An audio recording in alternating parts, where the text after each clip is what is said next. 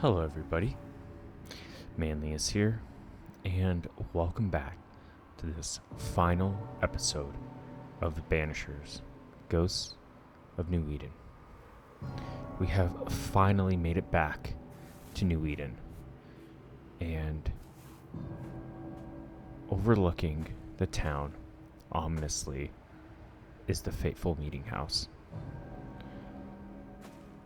And we can finally put an end to this haunting and give Antea her ascent.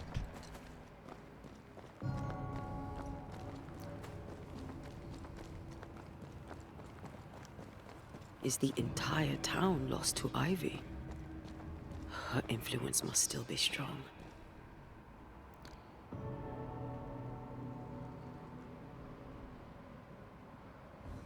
Can we break it down? Doesn't look like it.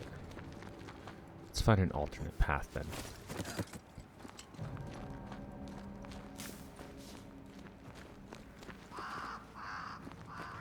You know, it was just recently that we were down here, and we have come full circle.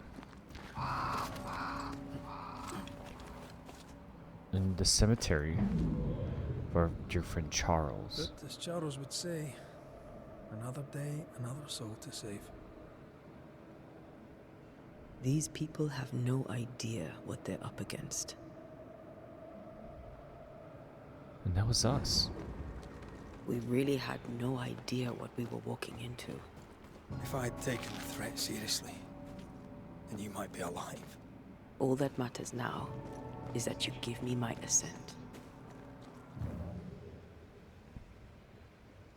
No spectral stains here. Not that we'll be using any of these materials, but I feel like it's habit at this point. And this is where Charles died.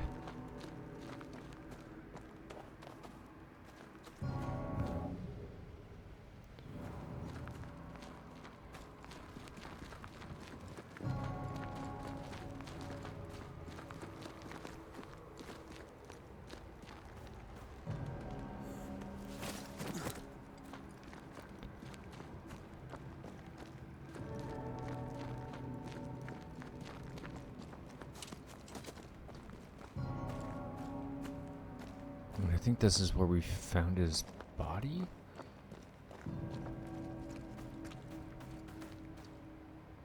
Can't quite remember where he was laid to rest.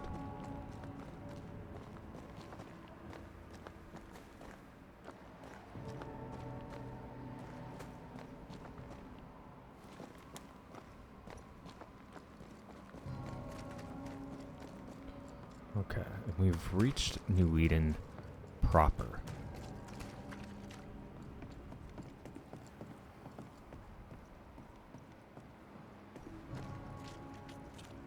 I'm ready to shoot the infested roots after you bruise the heart.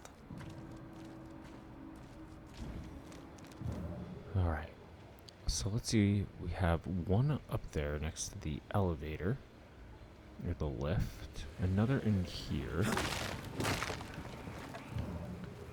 and there has to be a third down there. Okay.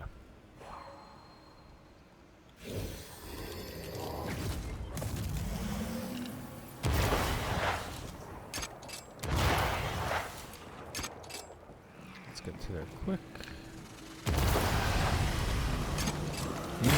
Die, you bastard!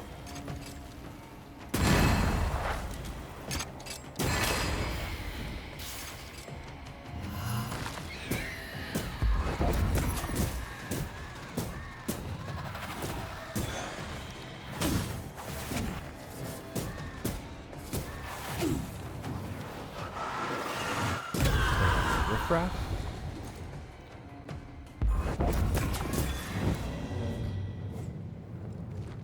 Very good. And New Eden has definitely seen better days.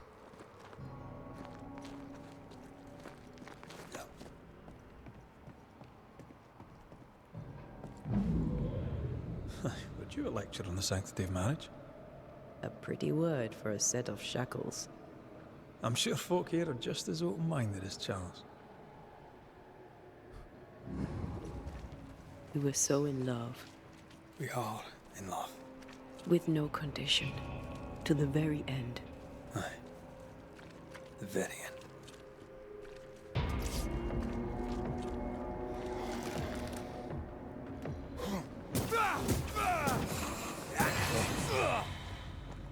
I wonder if we can...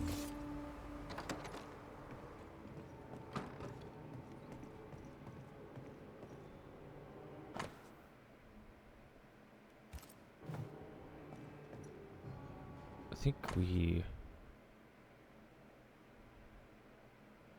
Prudence.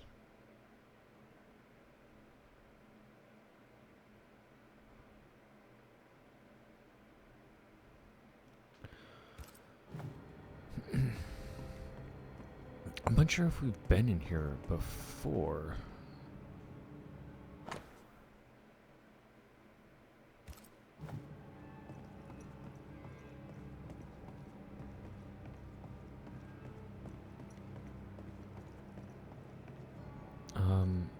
But this is Prudence's house. Let's read these, shall we? Board blueprint, white pine, too much give. Yellow birch, aye, but isn't strong enough. Red oak, too heavy on its own. 5 feet long, 2 feet 6 inches wide, plus a thumb in thickness. Let's read these. Draft letter to Philippa. My dearest Philippa, I have been in New Eden for several weeks now. In that time, I have deepened my acquaintance with some of my companions, and have learned much about those within the colony who appear to have position. Captain Saul Pennington, of whom I have spoken before, leads the local militia. A veteran of several wars, he is, as you would expect, something of an authoritarian. He pisses vinegar, as the saying goes, if you'll excuse my using such vulgarity, but he is capable. The train band respect him, and most of the men of an age to serve do so. Governor Fairfax Haskell, for example, is a man of faith.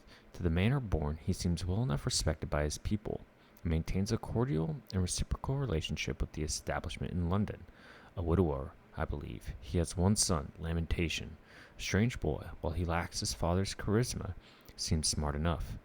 Also well respected in the colony is the minister, one Charles Davenport. He is amiable and peaceful. In turbulent times, one might imagine him opposing the Hawks. I shall go to him for guidance whenever the opportunity presents. There are others. A wild woman known by Thickskin, who keeps mostly to the woods. Her waif-like younger sister, who is something of a knife. The colony lacks a blacksmith, but one is hired. I shall tell you of him when he arrives. And there, my dear Pippa, is all the gossip with which I shall bore you for today. All those characters we've met. Pottage of venison. Take a haunch of venison, cut it into 6 pieces, and place them in the bottom of a saucepan or pot. Then put in water to the brim. Let it boil, then skim, then add a good amount of pepper. When it is half boiled, add 4 whole onions, cloves, nutmeg, 3 or 4 bundles of sweet herbs. Let it boil until the venison is very tender and the broth has reduced. After that, reserve the meat broth. Keep your venison hot in the same pot by adding water. Then take 2 roots of red beets, which you will have boiled well before. Cut them into square pieces about the size of a shilling. Put them into the new broth of your meat and let them cook until they are very tender. Add to the boiling 4 chopped anchovies. Then pour in your stock, set aside until it nearly fills the dish. Then take your beetroots alone, mix them in a little drawn butter, and arrange them over the venison. If the beets are good, they will make the broth quite red. And it's interesting seeing the food out, the candles lit. Right? Hurry up and go was the name of the game. December 17th, 1687. My dear Prudence, I must thank you for your last letter, which was well received. How surprised I was that it included the announcement of your marriage to the lucky Mr. Hake. Of course, I imagine that Mr. Hake is a man of education and intelligence, and I wish you the happiest of marriages. Long live the bride and groom. I understand now why you stayed so long in the New World. Between your job as the captain's cook and this new union, you must feel fulfilled and contented. I also note that as a married woman in a respected position, you are now blameless in your community. If ever a woman is suspected of wrongdoing, it won't be you. This is a valuable asset in uncertain times. I commend you for your passion and commitment, and look forward to your next letter. Yours, as always, Philippa. Okay, a little bit more backstory on Prudence Hake, who we assisted in getting out of New Eden.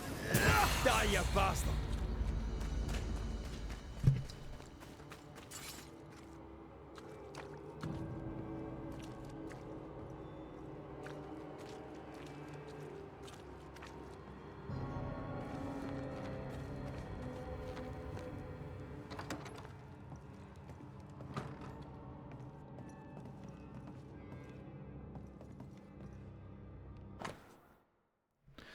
Deed of purchase. Mr. Landon Dutton of New Eden sells to Flora Abbott of Lynn in the colony of Massachusetts 2.5 acres of land, including a dwelling and 800 square meters of cultivable land known to all as Dutton's Farm.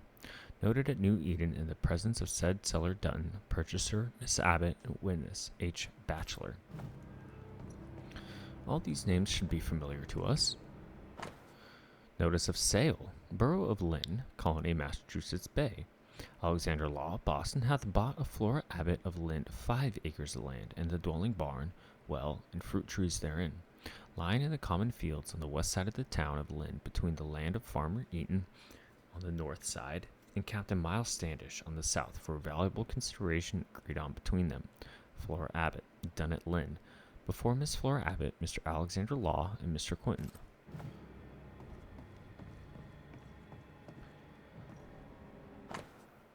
Certificate. In this 16 August 1690, I, Governor Fairfax Haskell, proclaim Miss Flora Abbott winner of the New Eden hunting contest with an exceptional wild turkey trophy of 27 pounds, dethroning the usual winner, Mr. Theodore Shepard, for the first time in 5 years of competition.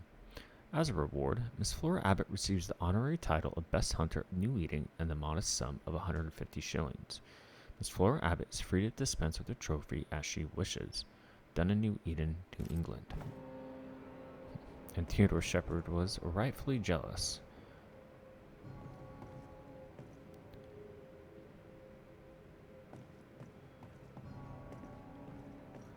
It is strange being back in these, or being in these homes after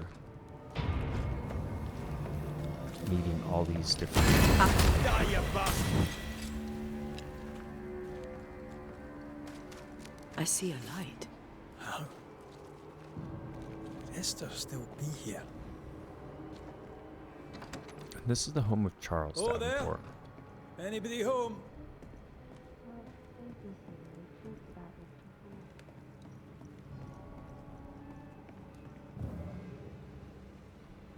Anything new? What is that over there?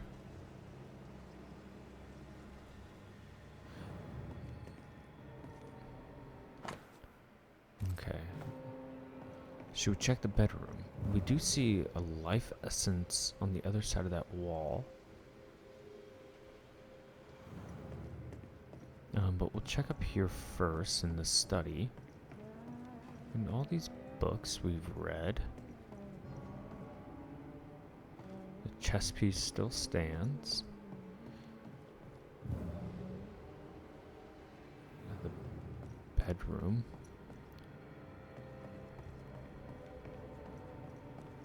Could Esther still be here? Why would she not leave when she had the chance? Esther? Rory? Are you a dream? Are you here? Are you really here? I am. We are. Have you been here alone all this time? No, not alone. Charles visits from time to time. We talk. Of what do you talk? Oh, of this and that. Of love and fear. My love for him. My fear that I may never see him again. Do we ever mend the wounds of true love lost? Esther, do you know me? Antea? Yes, I know you. You come to Red as Charles comes to me. How very good of you. Dearest Esther, I died. I am a ghost. You know, I'd have liked to join your games. You three, chasing ghosts and whatnot. I learn fast. But not today. Today feels like a dream. What's happened in New Eden while we were gone? Oh, everyone left. I did not wish to join them. She let me stay. She? Deborah? Speak not her name. It makes her angry. She is much more powerful now, and your return has already vexed her.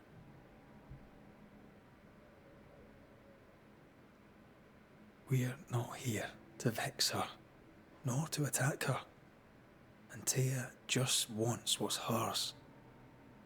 Last time, Red McRaith, you escaped with your life. Do you think she'll let you do it again? I'm rather hoping she will, aye. She knew I'd come back. What else was I gonna do? Which of us has choice when free will is a lie? None has choice. Each is another's glimmer of hope, sparkling futile in the darkness. We're here for Antea's body. It is her tie, and the nightmare has it. Yes. By her body she is held hostage. Her flesh is her tie. Charles told me all about it. We must break the tie to set Antea free. She won't surrender it. You'll have to end her. But if she goes, then Charles goes too. I don't want that. I don't want that at all. What's going on up at the meeting house? I do not ask about the meeting house, and nor should you. To think that once we worshipped there, that Charles would give his sermons there. There of all places. What awaits us in the meeting house? You know. You know who awaits you there. Behind the eerie overgrowth. The meeting house is her garden now. Her hate is deeply rooted. And her climbing, crawling creepers reach out across the land. Like the tree of blood that grows from out your heart. All things good and bad have their end. The meeting house is just a place. We'll go there and find a finish. You're a brave and gentle soul, Red McRaith. I shall remember you when you're gone. If remember I still can. Can we speak of Deborah? Don't say her name. She'll hear you. She'll hear our thoughts. Let her. Truth is not to be feared. Truth is freedom. There's no ending to the story until the truth is told. Red, you are a dear, dear friend. But there is no truth that does not look like a nightmare. And the difference between the two cannot be told. I am a ghost, and ghosts do not dream. This is real. We are here, and so are you. I promise you. Perhaps none of it is real. Perhaps it is all her dream. Perhaps this is the curse. Aye. And maybe life's a dream, but hell's balls, I hope not. New Eden was a dream, you know. A dream of heaven shared by we, its people. But we seem to have brought the nightmare with us. Nothing stands against the truth. and even a nightmare's power must have its limit. And what if the limit is the frontier of New Eden? What if here she is all powerful and there is no escape? What will pass, will pass. And if it does, and we are free, what will you do? I'll away back to London. New Eden is lost now and for centuries to come. Goodbye, Esther. Perhaps we'll meet again. Perhaps we shall. It's so very pleasant to speak to new old friends. From time to time. Esther is not well at all, and hopefully by breaking this curse we can free her as well. I think her grief of Charles's death also attributes to her vulnerability for Deborah to It breaks my heart to see her this take way. advantage of her. This is the nightmare's doing. We need to be careful. We're in her stronghold now.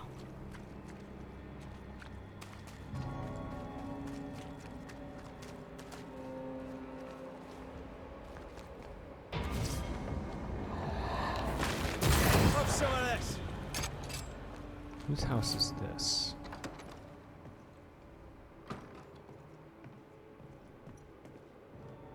Few bachelors, I bet.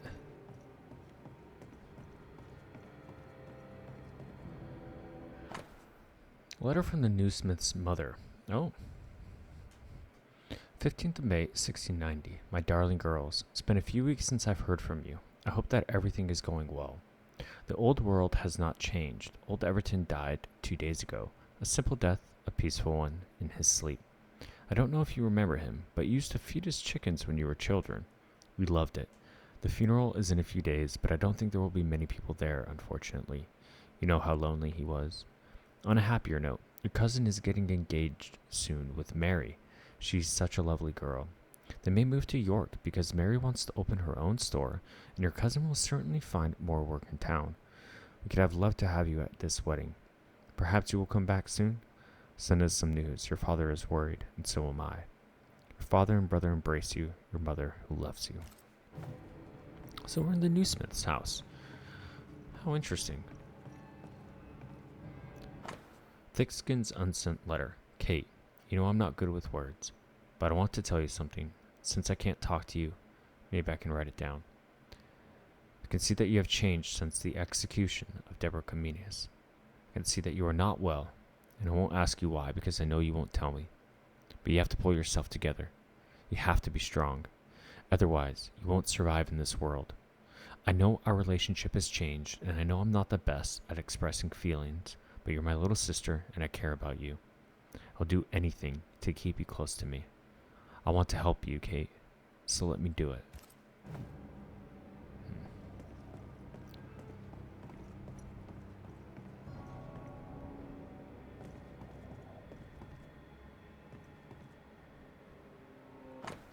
Letter from the newsmith's father. 8th September, 1688. My dear Catherine, I'm glad to know your sister is teaching you to shoot.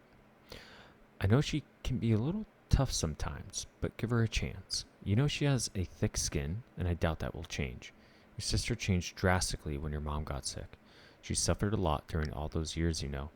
You don't remember it, because you were still a child, and we wanted to protect you. But your sister, despite her young age, took a lot on herself to take care of you and the farm while I took care of your mother. I knew she wanted to go to school, and why not get an education? But I asked her to stay and help me, and I still feel bad about it. She didn't have the choice to do what she wanted to do with her life. So do it for me, will you? Our relationship has always been complicated.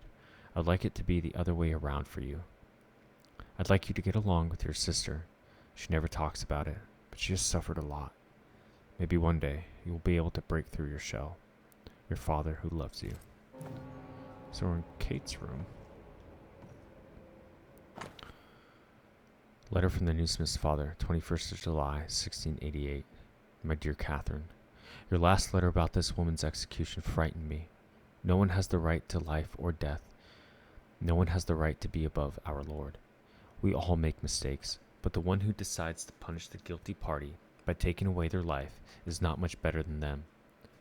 Who are we to pretend to play God? I thought the New World would bring its share of modernity. Obviously, we did well to stay in England. We're too old for this kind of adventure anyway. You know that I have always been strongly opposed to the death penalty, but the more time passes, the more the people with whom I discuss this subject change their minds. People change, Catherine. You have to believe me. One day, I am sure, the world will become a better place. I don't know if I will see it, but you, my daughter, will be part of that new world. You are already there. Take advantage of this new beginning to bring new ideas, to make your voice heard. I know you can be as strong as your sister sometimes, so come out of the shadows and dare to fight for what you believe in. Your father who loves you. And he's right, and we'd kind of fulfill that role as judge, jury, and executioner. Letter from the newsmith's father, 19th of January, 1690. My dear Catherine, we had to sell 3 goats last month. The winter was hard on our crops. We had few crops, and we didn't have enough money to buy food for the whole winter. Your mother is sad. You know how much she cared about her goats. After all, we had them for 10 years.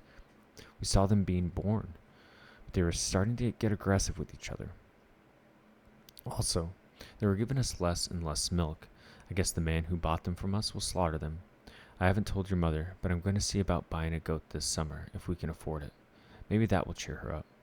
On a completely different subject, your cousin met a young woman, Mary. She is a seamstress and has just moved in with her aunt, old Wibbly, to keep her company and help her in the old age. She is charming. They fit well together. We hope for an engagement soon. This is where I wonder when we will receive a wedding invitation from you.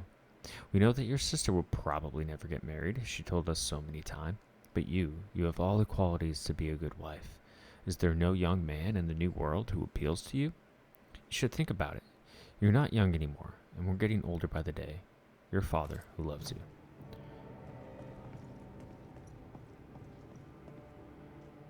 Okay. That's Kate's room, but unfortunately we can't go into Thickskin's room. No other notes to read. We read that one. Can't go back there. Okay.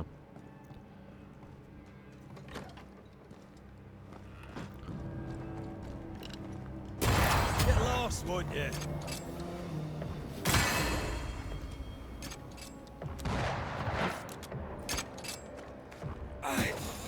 Standing by. What do we have up here? Okay.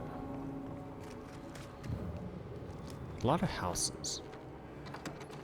And lots of notes to read.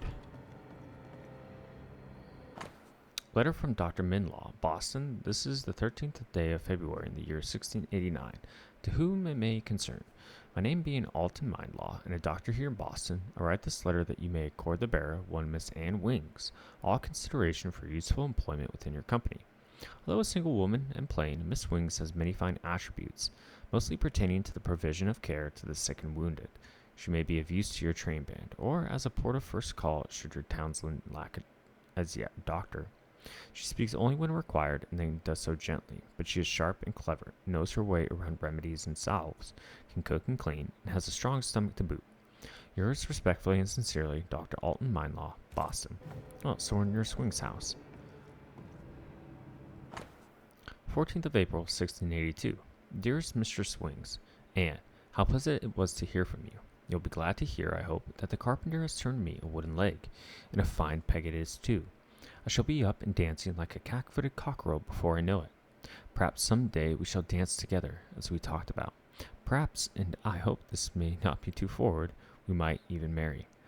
Although I be of an age and tall, I am a foot shorter than most women would like, and I know it. But though young, you are wise, and a kind and gentle soul, with such good heart, that you did not look on me with disgust, nor with pity, and that had stirred a warming in my heart. Come back to me, Anne, and be my wife. The pastor has helped me write this letter. Yours in respectful solicitude, Irwin. That's one way to, court a woman. Just be straightforward about marriage. And we have a book here. Anne Wing's old journal, 26 January 1685, argued with Taunton over Hippocrates' theory of humors. The good surgeon, in common visitation, did not appreciate my contradicting him, but he is wrong. The treatment of the sick and wounded cannot be founded on classical principles evermore, not without challenge. Much good work is done in England, and in Europe too, with Faccio and Fabry and Mary Colonnay and others, but there are useful notions elsewhere, Araby in particular. Taunton sees himself as a learned Christian Englishman, but the cross sits over his eyes and ears. He cannot see the way ahead, and he will not hear the truth if it does not come from other learned Christian Englishmen. Very progressive she was. Alright, let's continue. I'm sure all these houses have many things to offer. And this looks to be one of the last ones. Whose house is this? Witchcraft in New Eden by S. Pennington. 24th of May, 1688. About Deborah Comenius. Ever since we arrested her, the witch has been crying out her innocence and begging us to set her free.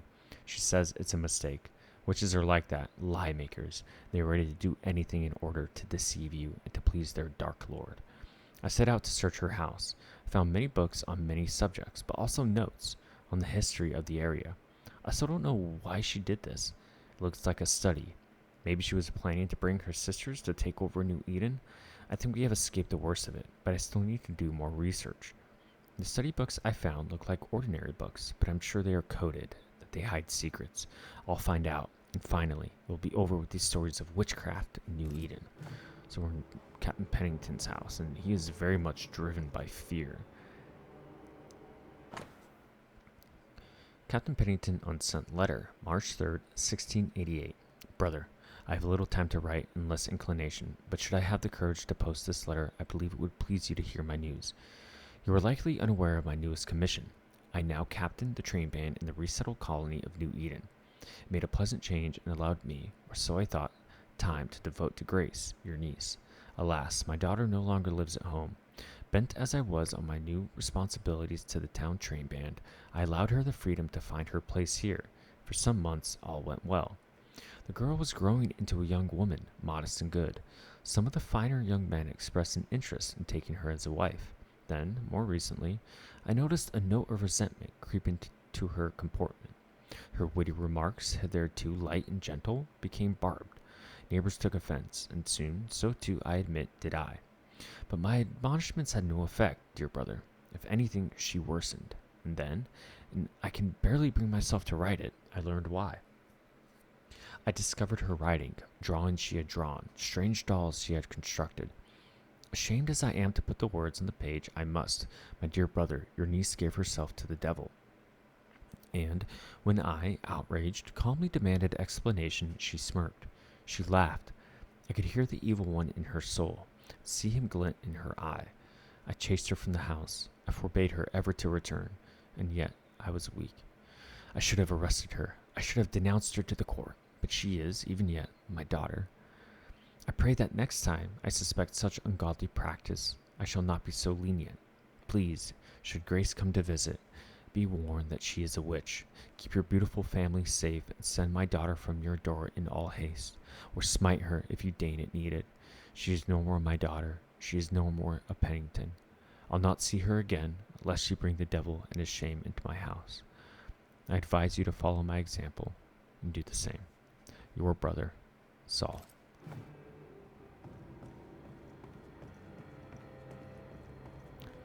Okay, nothing. We do have a journal here. The Ghost of War. For civilians, never-ending wars or long-lasting battles are just fancy words or concept for history books and stories. But for any soldier or officer, it is a grim reality which resonates with pain and fear beyond exhaustion. Contrary to what most people believe, most battles are short and deadly. Troops meet, people die, victory is declared. To stand on a battlefield is exhausting for the body, the mind, and the nerves. I have never personally spent more than a few minutes, an hour at most, in a combat situation. And I cannot thank God enough to have survived without any major injuries. But then, why do I so frequently dream of such never-ending battles? Is it a way for my brain to let my deepest fears go at night? like some steam from a kettle, if only. For these dreams are awful and terrible, and I see myself standing forever on a rotten battlefield, unable to remember why I fight or who I fight, only animated by the burning desire to keep on killing. And I stand there, drenched in blood, desiccated and grinning like the horsemen of the apocalypse, forgetting the reason why I ever started fighting and forgetting about the idea of resting.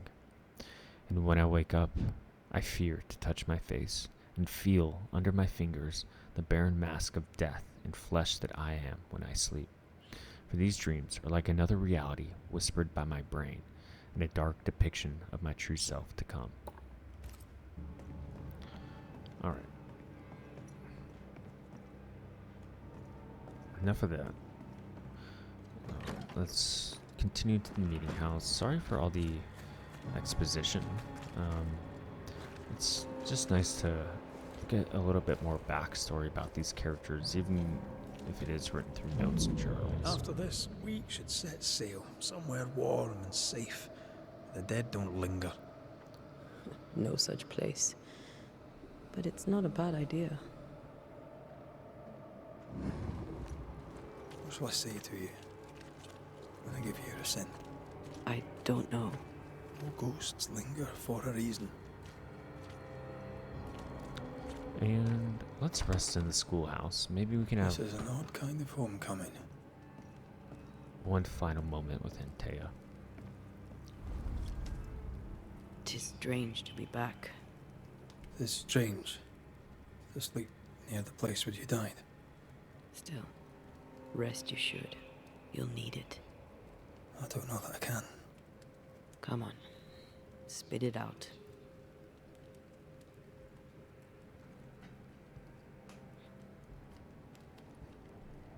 Why did you come back? Ghosts linger for a reason. What was yours? I do not know. Come on. Really? All right. If you say so. I told you to be careful. That night in this room, I told you to be careful. I worried you'd act rashly and told you not to. You got up and walked straight into her trap. I thought you'd gone to the meeting house without me. I died to save you. You stay out of anger. Yes, I stayed because I was angry. Angry with you. I think I've known that for a while now. The anger lingers. Part of me resents you yet. For my pain and my fear. For my suffering. For my dying. I resent you. Antea, I'm truly sorry.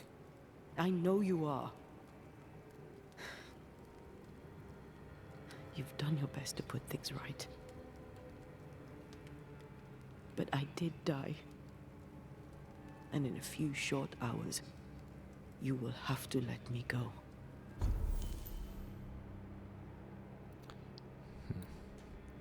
Let's rest.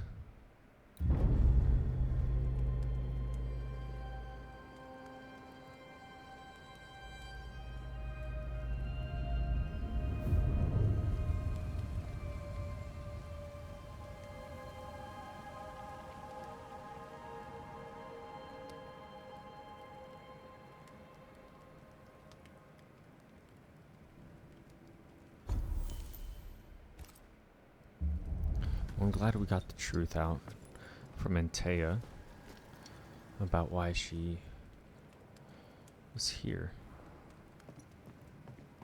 Even if it does hurt Red a little bit. It is time. What if I fail once more? One wrong choice will exact a heavy price. Whatever happens, we will face it. Till death do us part.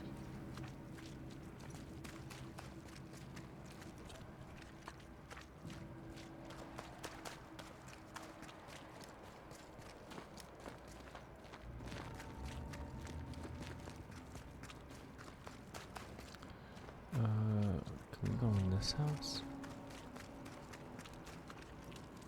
No, we can't. Okay.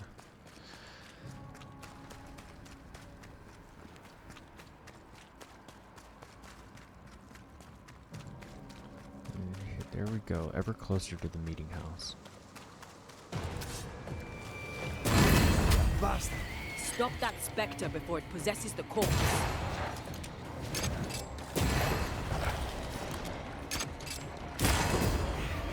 Watch out! Spectre possession.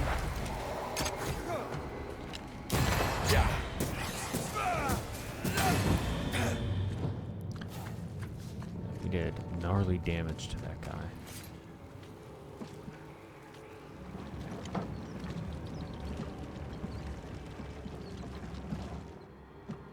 What does this do? Oh. Okay, so we have 1, 2, and 3. Once you've revealed the roots, I'll destroy them. She won't let us in so easily. A few roots will not stop us. 1,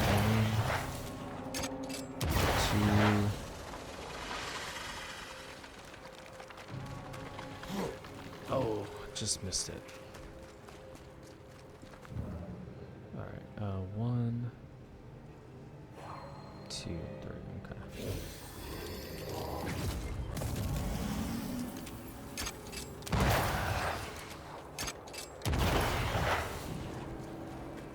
Let's get this last one. That's why they pay me good money. No Eden suffers. We suffer. My friends, I have disturbing news. Among us walks a witch. Is that not so, Deborah Comenius? Lock her up. No! No! Can we 'Tis not witness? true! I am no witch! So that's how it all began. Aye. With ordinary evil from the hearts of fearful men. Whose house is this? I wonder if we find Deborah's house. Death certificate. On this 17th day of June, 1676. Herewith noted the death and childbirth of Rebecca Haskell at the age of 24 years. May God have mercy upon her soul. Death duly registered at the General Court of Colony in Massachusetts Bay. Okay. So Miss Haskell died in childbirth. My dear Charles, further to our discussions at court last night and your impassioned plea, I have persuaded my fellow selectmen to approve your request. You may write to summon your banisher friends to New Eden, that they may help us lift the curse. Please note that this is not an invitation for them to join our company, as once the curse is lifted, our children will return, and we must foster an ambience most moral and faithful. We shall pay the banishers for their services, and then they shall leave. I am conscious, painfully so, that we are using a hammer to fix a clock, but I admit that we have little choice. The minutiae of our combined skills, yours and mine, have, for now, failed us. Though I have several misgivings about the violence and uneducation of your friends, I shall take you at your word. Times are desperate, and we must fight fire with fire, else all shall burn. I hereby approve the expenditure from the company purse. May his light shine upon you, Charles, and all of us. Yours sincerely, Governor Haskell. We have a journal here. Grace's herbarium. White baneberry, horsefly weed, chaga, wolfsbane. She's an herbalist. Kind of, now we see where Lamentation gets it from.